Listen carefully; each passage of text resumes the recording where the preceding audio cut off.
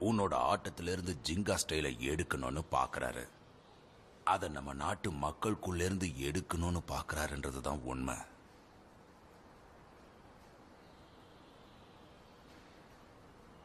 ஆனா ஜிங்கா உனக்குள்ள பலமா இருக்க, உன்னால சாதிக்க முடியும்.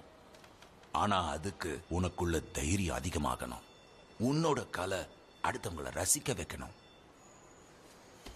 முடியாதுன்னு நினைச்சா நீ வர ட்ரெயின்ல ஏறலாம், ஆனா அதுக்கப்புறம் உன்னால சாதிக்க முடியாது.